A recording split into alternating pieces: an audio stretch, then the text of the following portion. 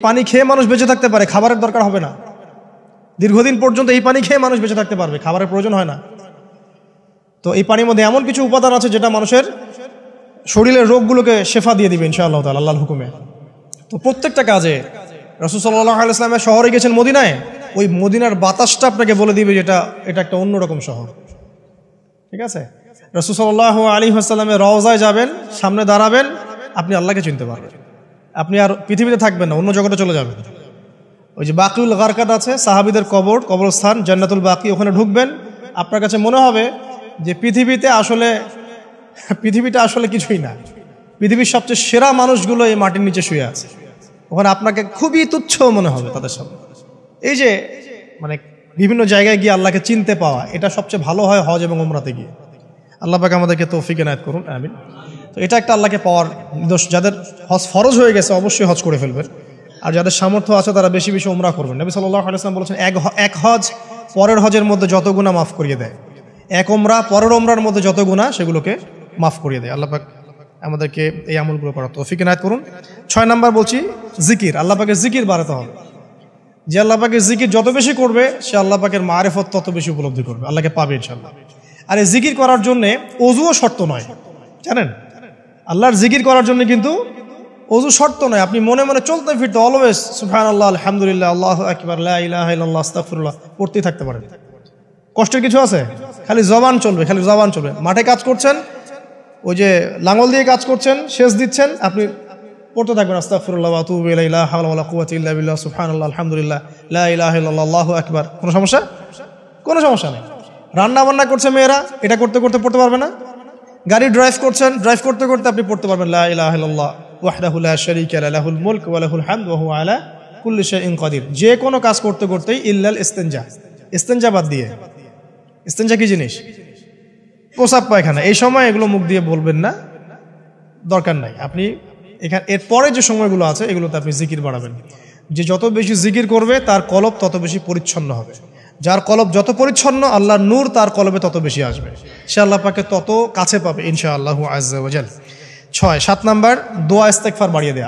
আল্লাহর কাছে বেশি বেশি দোয়া করতে হবে। দোয়া বাড়িয়ে দেন। দোয়ার জন্য হুজুর ডাকতে হবে না, দোয়ার জন্য আমাকে ডেকে বাসায় খাওয়ানোরও দরকার নেই। আপনার দোয়ার জন্য আপনি যথেষ্ট। নামাজে দাঁড়ান, নামাজে সেজদায় দোয়া করেন, নফল নামাজ পড়েন, নফল নামাজে সেজদায় দোয়া করেন, নামাজে পড়ে হাত তুলে দোয়া করেন, প্রয়োজনে নামাজে সালাম ফিরানোর আগে দোয়া করেন, যে কোনো ভালো কাজ করেছেন তারপর দোয়া করেন। ঠিক আছে, কোরআন তেলাওয়াত করলেন, দোয়া করেন, তাহাজ্জুদের ওয়াক্তে দোয়া করেন, বৃষ্টি পড়ছে তখন দোয়া করেন। ঠিক আছে, মানে দোয়া কবুলের মোমেন্ট, সময়গুলো, আজান হয়েছে, আজান ইকামতের মাঝখানে দোয়া করেন। এই যে এখন খুতবা হচ্ছে, এই সময় দোয়া করেন, দোয়া কবুল হবে। দিনই মসজিদে বসেছেন, দোয়া করেন, দোয়া করতে থাকেন মনে মনে। যত বেশি আপনি দোয়া করতে পারবেন আল্লাহর কাছে, ইনশাআল্লাহ আল্লাহকে আপনি তত কাছে পাবেন ইনশাআল্লাহ। এটা আল্লাহকে পাওয়ার অন্যতম মাধ্যম। এবং ইস্তেগফার মানে কি? তওবা করা। আস্তাগফিরুল্লাহাল্লাযী লা ইলাহা ইল্লা হুয়াল হাইয়ুল কাইয়ুম ওয়া আতুবু ইলাইহি। এটা বেশি বেশি পড়বেন। দিনে কমপক্ষে 70 বার বা 100 বার পড়ার চেষ্টা করবেন। আল্লাহ পাক তৌফিক দান করুন। কয়টা বলেছি ভাই? 7টা। আচ্ছা, 8 নাম্বার হচ্ছে সদকা করা। সদকা, দান সদাকা আল্লাহর কাছে খুব বেশি পছন্দের। দান সদকা করার জন্য সম্পদ লাগে না, আমার কথা শোনেন। দান সদকা করার জন্য সম্পদ লাগে না, কলিজা লাগে, মন লাগে। বহু বড় বড় মানুষ আছে দান সদকা করতে পারে না, কোটিপতি, যাকাত দেয় না, আছে না? আর বহু গরিব মানুষ ভ্যান চালায়, কৃষিকাজ করে, দেখবেন 100 টাকা দান করে দিল। মন থাকতে হয়, মন, কলিজা বড় থাকতে হয়। তো যাদের কলিজা বড়, মন বড়, তারা দান সদকা করতে পারবে ইনশাআল্লাহ। আর যার মন বড়, সেখানেই তো আল্লাহর নূর আসবে। সংক্ষিপ্ত মনে কি, সংকীর্ণ মন, আল্লাহর নূর কোত্থেকে আসবে? কথা বুঝতে পারে নাই? তো দান সদকা বাড়ান। আপনি 1 টাকা দান করেন, 5 টাকা দান করেন, হালাল রিজিক থেকে 1 টাকা দান করেন, সেটা আল্লাহর কাছে অনেক বেশি পছন্দের। একটা হাদিসে নবী সাল্লাল্লাহু আলাইহি ওয়াসাল্লাম বলেছেন, হালাল উপার্জন থেকে আল্লাহর বান্দারা যখন একটা খেজুরও দান করে, আল্লাহ পাক সেই একটা খেজুরকে আস্তে আস্তে বড় করতে থাকেন, বড় করতে থাকেন, বড় করতে থাকেন। এটা এক পর্যায়ে পাহাড়ের সমান হয়ে যায়। এবং কিয়ামতের মাঠে মানুষ তার দান এবং সাদাকার যে ছায়া, এই ছায়ার নিচে অবস্থান করবে। আপনার বিপদ হয়েছে, দান সদকা করেন, বিপদ দূর হয়ে যাবে ইনশাআল্লাহ। জটিল কোনো রোগ হয়েছে, কোনো ডাক্তার ট্রিটমেন্ট করতে পারছে না, সদকা করেন, রোগ ভালো হয়ে যেতে পারে ইনশাআল্লাহ। সদকার ব্যাপক ফজিলত আছে। সদাকা, দান সদাকা, দোয়া, এগুলো তাকদিরের যে বিপদ আপদগুলো আছে না, ঝুলে আছে, আমাদের তাকদিরে বিপদ আছে না অনেক, এগুলোকেও সরিয়ে দিতে পারে।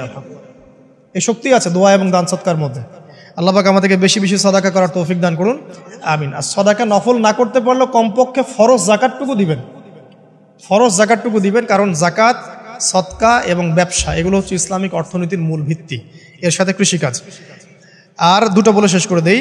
9 নম্বর হচ্ছে আমর বিল মারুফ এবং নাহি আনিল মুনকারের কাজ করা, মানে সৎ কাজের আদেশ করা, মানুষকে অসৎ কাজে নিষেধ করা। এই কাজটা যে যত বেশি করবে সে তত বড় ব্যবসায়ী।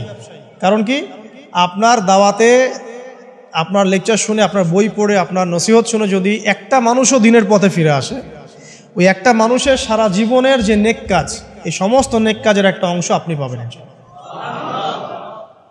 আবার আপনি কাউকে অন্যায় থেকে বারণ করেছেন, আপনার দাওয়াত শুনে কেউ সিগারেট ছেড়ে দিয়েছে, মাদক ছেড়ে দিয়েছে, জেনা ছেড়ে দিয়েছে, পর্ন ছেড়ে দিয়েছে বা হারাম সুদ ছেড়ে দিয়েছে, ওই মানুষটা এখন সারা জীবন যত ভালো কাজ করবে, এই পুরো ভালো কাজের একটা অংশ আপনি পাবেন ইনশাআল্লাহ। এর চেয়ে বড় কিন্তু কোনো ব্যবসা নাই। এই কাজটা করলে আল্লাহ পাকের রহমত নেমে আসে, আর এই কাজটা ছেড়ে দিলে আল্লাহ পাকের গজব নেমে আসবে। যখন মানুষ ন্যায়ের আদেশ এবং অন্যায় নিষেধ ছেড়ে দিবে, আল্লাহর গজব নেমে আসবে। আর মানুষ যত বেশি সৎ কাজে আদেশ করবে, অসৎ কাজে নিষেধ করবে, আল্লাহর রহমত তত কাছে আসবে ইনশাআল্লাহ, আল্লাহকে পাওয়া যাবে ইনশাআল্লাহ তাআলা। আল্লাহ পাক আমাদেরকে তৌফিক এনায়েত করুন।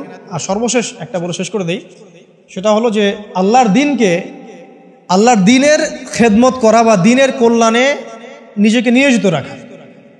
আল্লাহর দিনের খেদমত করা বা দিনের কল্যাণে নিজেকে নিয়োজিত করলে আল্লাহ পাককে পাওয়া যাবে ইনশাআল্লাহ। এই পৃথিবীতে আল্লাহ পাকের সবচেয়ে গুরুত্বপূর্ণ জিনিসটা কি? নিয়ামতটা কি? আল্লাহর দিন না? এই দিন ছাড়া কি পৃথিবীতে আর কিছু আছে?